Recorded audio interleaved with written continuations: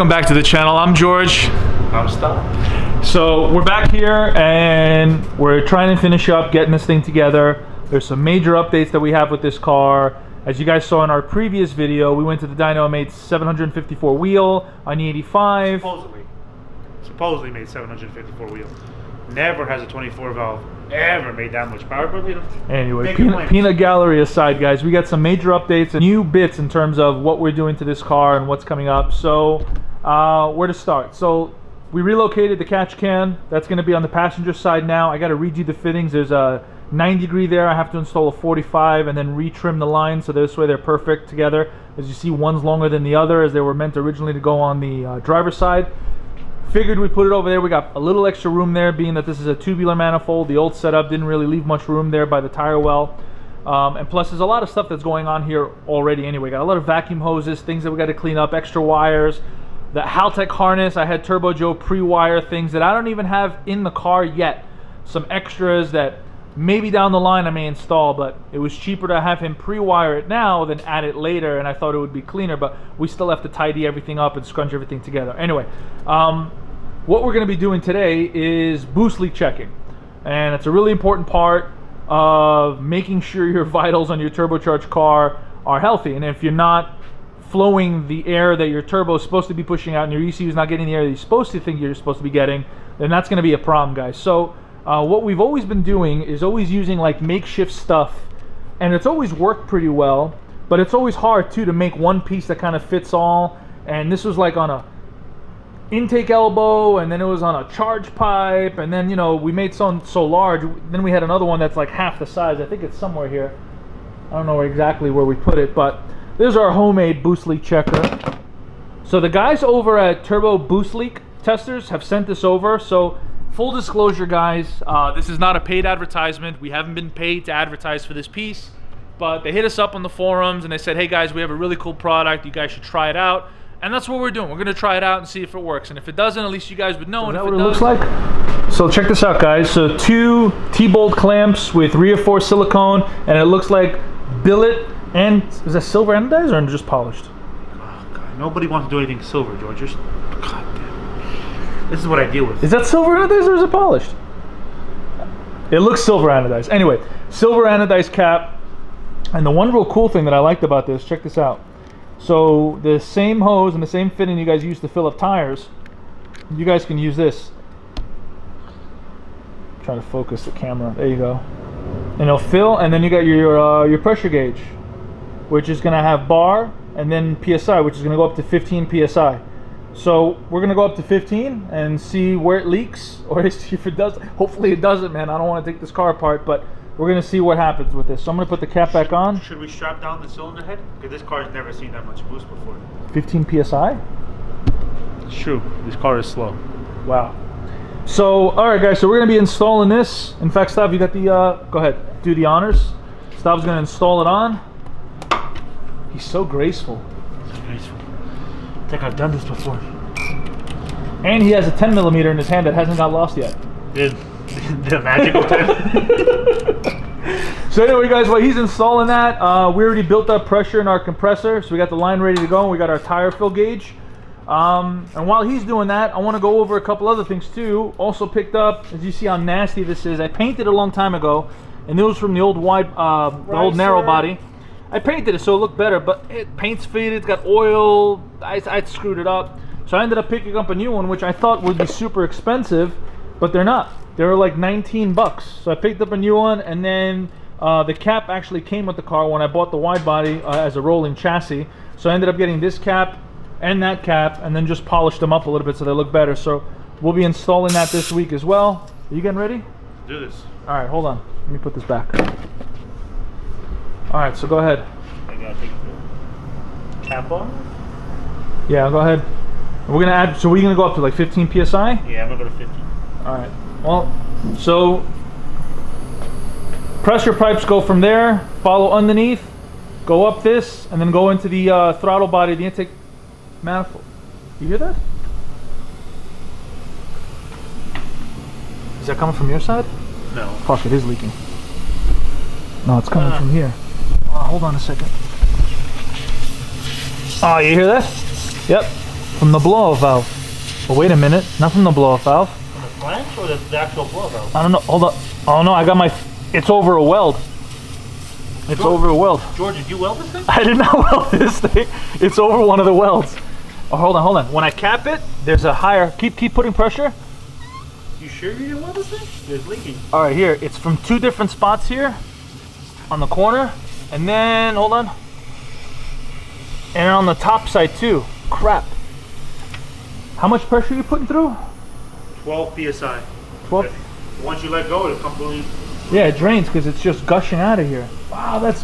So you know what? Turbo Joe was talking about it might have seemed like a boost leak, and we checked it.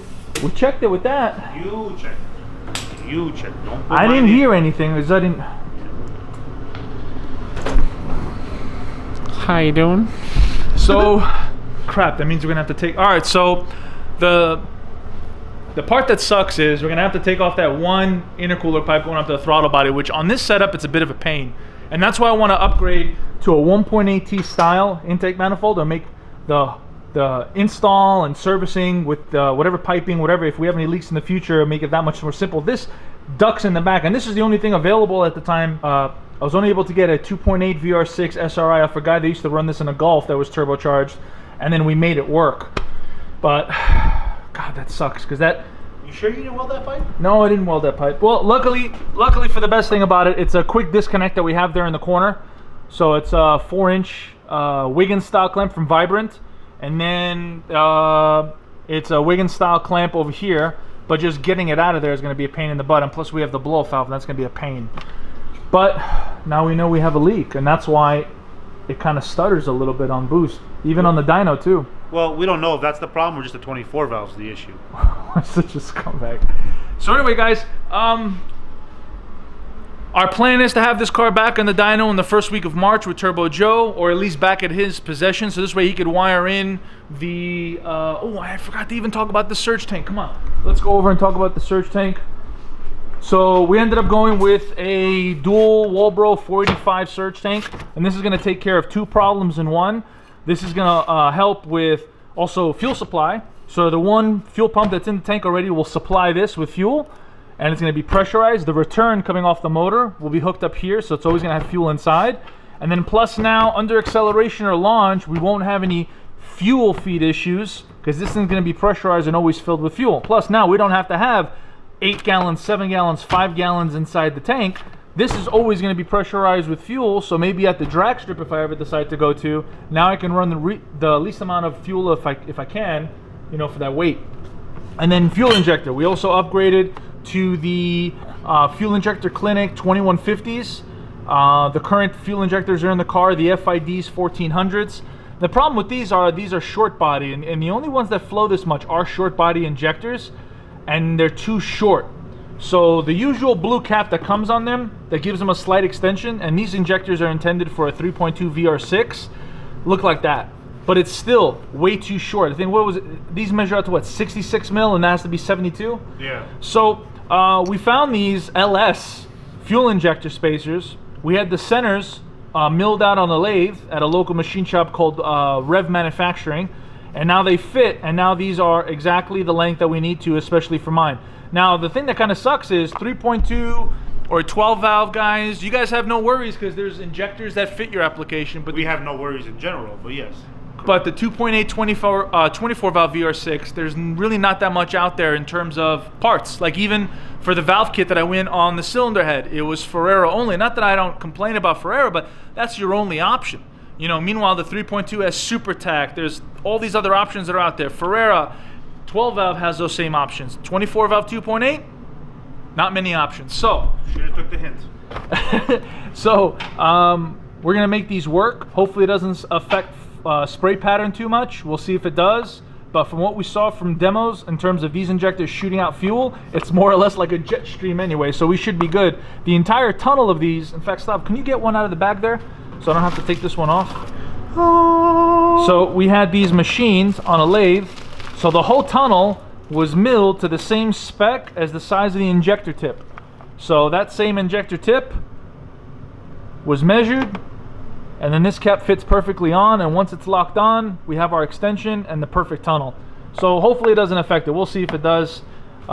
If not, maybe I might have to think of some other options. But back to the car, guys. You guys get to see the intercooler pipe comes on the bottom, and then it's hooked up via V-band clamp here, and then a Wiggins on top, which I'll show you guys. The Wiggins comes right off, but this is, we chose a V-band here on the bottom just so it holds the orientation. Wiggins actually allows a little bit of travel, so we wanted something locked here and a little bit of movement up there for flexibility.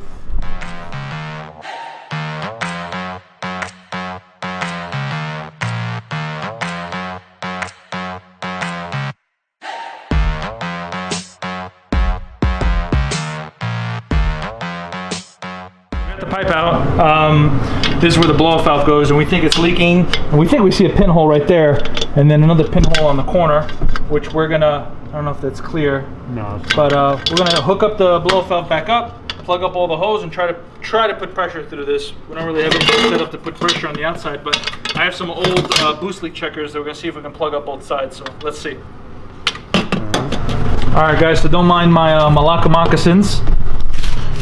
So what we did was we jerry-rigged the setup. We put a boost leak checker and the new boost leak checker with one of our silicones on there with the pressure cap, and it's got a little pressure gauge on there, and we're gonna just apply pressure here. We have it regulated on our compressor to about 15 psi, and we're gonna spray this whole thing here with soapy water and see what welds are leaking, because it was, every time when I put my finger here it was clogging the hole, and then when I tried to put my finger in the backside I heard fizzing. So let's spray this crap out of this whole pipe, Stavro, this whole thing, and we're gonna see if there's anything bubbling from it.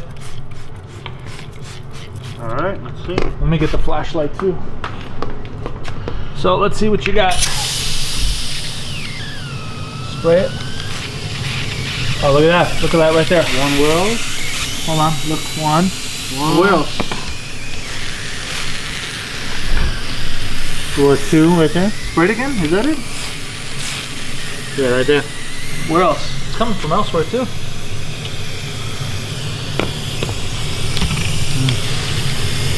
Right there. Two. Those are the only two spots?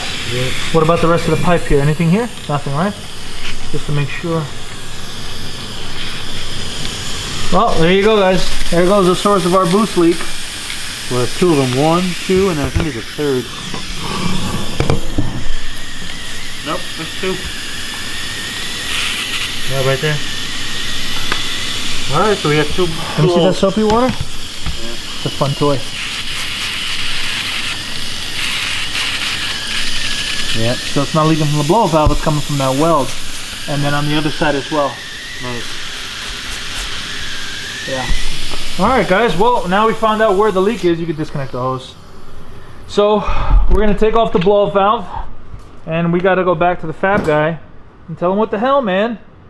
Popping out from there. And those are pretty big leaks, Stav. Yeah, that's a big leak.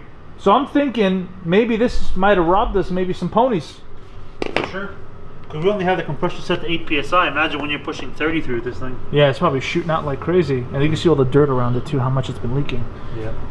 Alright, well, I mean, there you go. Another way you can kind of jerry-rig your boost leak tester setup by checking how much pressure you're pushing through it. And then you can also put pressure through here with a tire gauge or with a tire pressure filler. Or you could do it on the other side, as we had an extra boost leak checker that was with a fitting. And you could do it either or. And what the cool thing about this is that these are empty, but you can put a different fitting on here if you wanted to. So it's really customizable, and it's up to you. But we decided to kind of jerry-rig this setup and see where it was leaking. So at least now we know. Now we know. We got to go back and get some more welding. I'm just glad that you can't use this as an excuse for why you're going to lose. See, that held up almost as well as a 12 valve.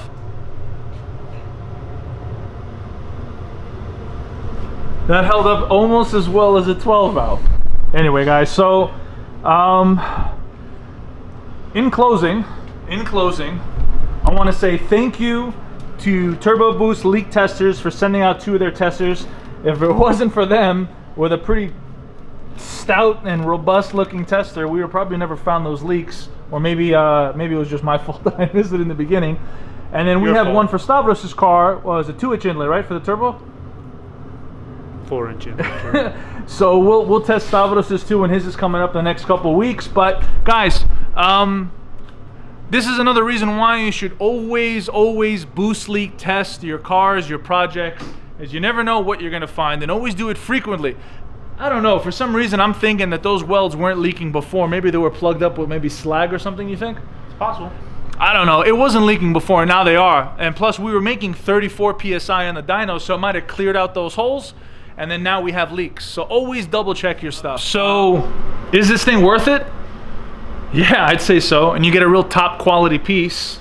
To be honest with you, I wish these things existed years ago, but we were just making them like you guys saw before out of PVC piping and silicos or rubber hose you'd get from Home Depot. But to get your own pressure gauge, fill, T-bolt clamps, reinforced silicone, and you can have it made for any application you want, and it's interchangeable. So if you needed to reduce this, you can get another silicone piece and add that, and then it'll be a straight 4-inch or a straight 3-inch, whatever you want to do. So if you guys are interested in picking this up, go to their website. It's going to be listed in the description below. You're going to look for turboboostleaktesters.com, and you're going to go for FETA FAM 10 off, and that's going to give you your discount. So if you guys are looking to get it, and you guys are looking to support an awesome company that's just getting off the ground, it looks like they're making some really cool and some really badass products. We'll also do a screenshot of their website on the screen. Again, we're not being paid to endorse their products. They just sent it out to us, and this thing is pretty badass. Yeah, so if you guys are looking, if you guys got a high-performing vehicle, you guys got a project car you want to make sure is running healthy, pick one of these up. This is going to last you forever. You're not going to worry about anything. It looks badass. Look how well this thing's made out of, too. Look at that material. Billet aluminum. Yeah, stronger than a 12 valve. And if you guys have a 24 valve and don't want an excuse on race day for why I'm going to gap George, buy one of these. Anyway, guys, thank you guys for watching. This is just another quick update / boost leak check video. We hope you guys enjoyed it. We have many, many more to come. A lot of racing footage. Racing's kicking up in the next couple of weeks with the RS3. I have a new wheel setup coming in for that. Stav's changing up his radiator and his intercooler setup on his B5. We're pretty excited to showcase that in the next couple of weeks. And also get his car on the dyno. Even though he's got a stock block, we know the car can make some power for now. 1800 wheel. I'm out of here. Let me close this up before we just keep this going. Love you guys. I'm George. Stav. We thank you guys for watching. Thanks for the support. If you haven't already, hit that like button, hit that subscribe button. We really appreciate it. We'll see you guys in the next video.